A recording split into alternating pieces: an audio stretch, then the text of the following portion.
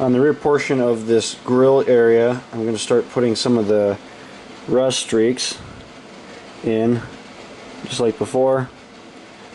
I'm just putting these in very lightly, and I'll fan these out with a Q-tip if I need to, but right now these are just pretty light. I'm just working them in all the areas where they should be. That one's a little bit thicker. I'm just going to work around this ductwork here. Ductwork rather.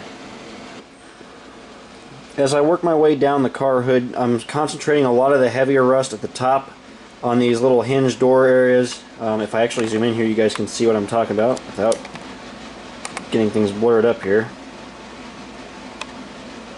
You guys can see some of that, the heavier rust. It's going to basically be concentrated around the dynamic area. There's going to be a lot of grease and a lot of rust buildup around the grill.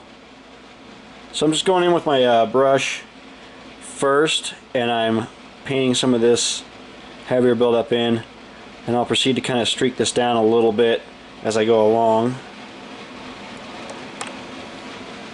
But I basically just randomly pick certain areas and I start streaking this down like this,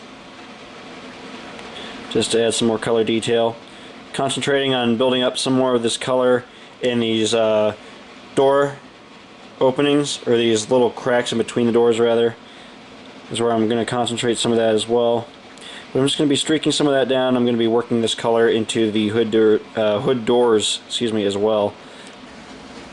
After I've done all the primary washes and stuff, I can go ahead and start layering in some of the rust streaking and such. I've already started on the areas around the patchwork where you can see some of the rust streaking down from these little hinges. You can see some of these finer streaks. It's a great little touch you can do, but I'm going to go ahead and start streaking some of this rust down the walkway here. And again, I'm just taking fine streaking motions with my brush to make these little streaks. And again, I'm just randomly applying these in little areas. Okay, so we now switch back to the burnt umber acrylic and the fine tip brush. And this is just going in and adding some random little rust dots here and there along the sill. I just like to have these very little areas of rust kind of here and there, but think of scrapes and scratches on the car body sides related to where the higher traffic areas are, people walking by certain areas and scraping up against the paint. You get these little scratches and stuff here and there, and that's what I like to try to replicate. The majority of this kind of scratching and stuff like that, though, will be mostly around the cab area, but you do see areas like around this blower duct, stuff like that, where you'll get some of these really deep scratches. So it's good to replicate some of that here and there as well. So I like to go into these little areas again and just add these little rust dots. It gives a little bit more character and realism to the model as well. Also put some on the door, some little scratches and such here.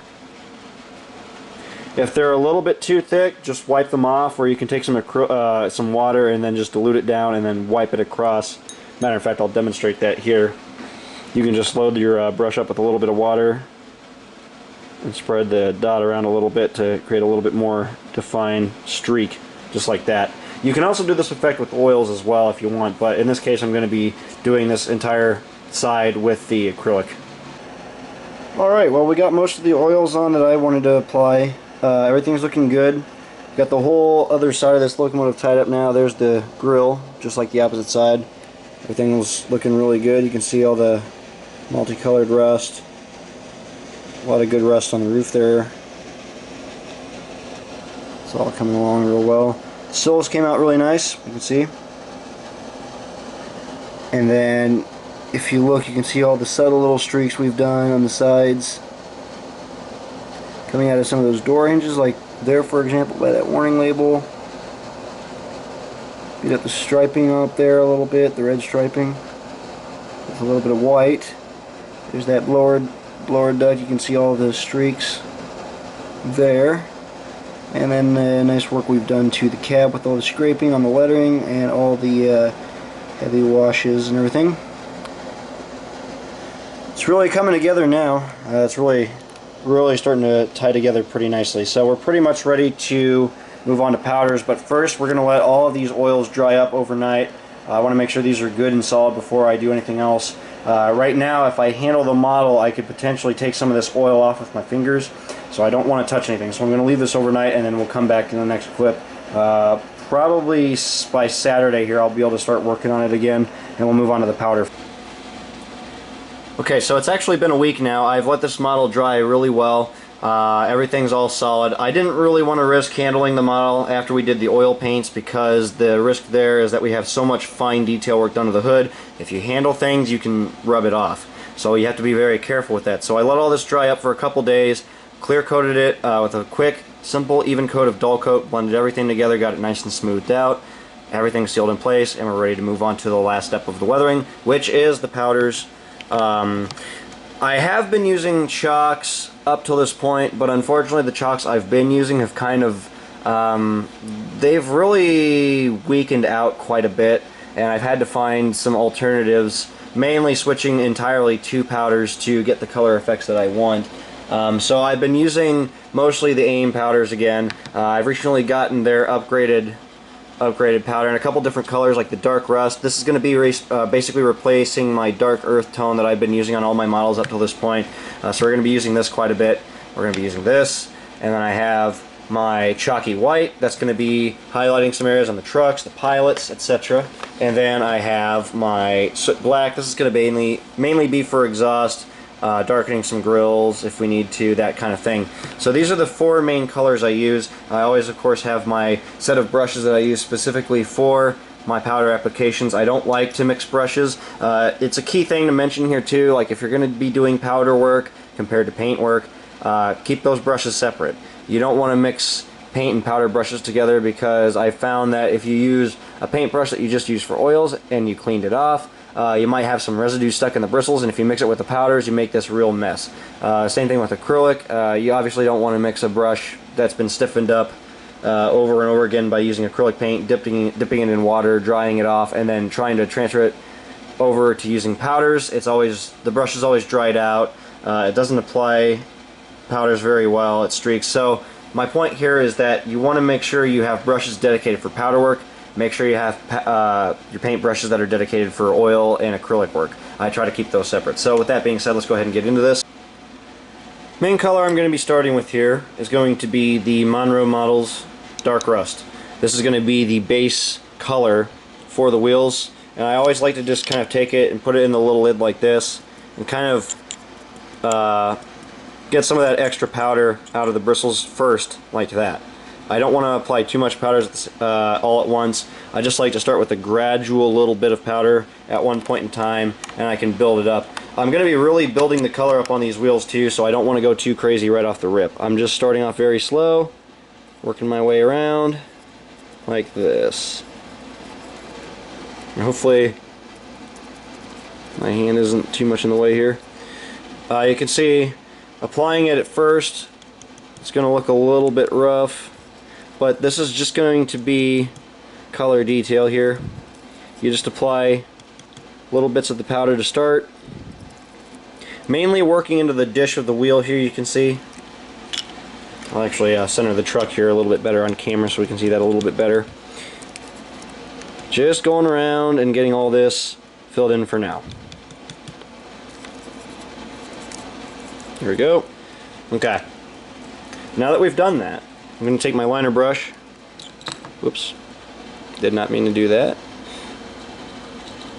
I accidentally bumped into my powder here. Just going to take my liner brush, fan it off. I'm just going to come in here and I'm just going to very gently work those powders into the wheel.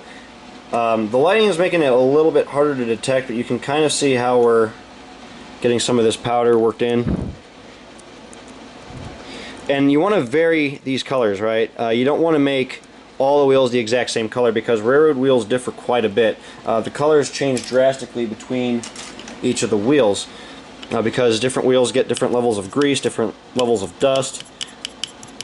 And like I said when I was talking about truck weathering, underframe weathering, depending on your road, railroad wheels change dramatically in color depending on the region that they're operating from.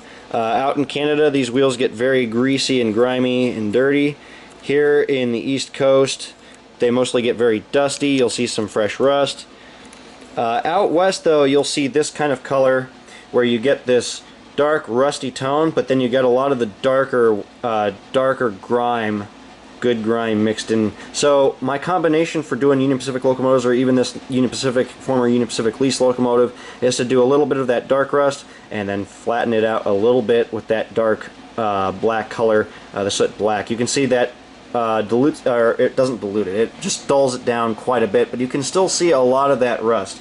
After I've done that, I'm going to take a fan brush, just like this, and I'm going to come into the wheel, and I'm going to clean some of that excess powder out. But I'm doing this very gently, just a quick brush, just like that, and we have our color mixed into the wheels very nicely here. If you want to, you can mix in a little bit of white, you can mix in some other rust colors. I've mentioned this before, but Brian Banna is a great modeler for this style of weathering, because he really goes into detail with his wheels. I mean, he puts all kinds of different colors. He starts with oils, though. His application's a little bit different. He starts with a wet treatment first, of going in with the oils, and then he starts adding in the powders and really gets them caked up into a good layer, which is a little bit more prototypical when you think about it. But for my method, I like to go the paint method, letting it dry, and then adding the powders.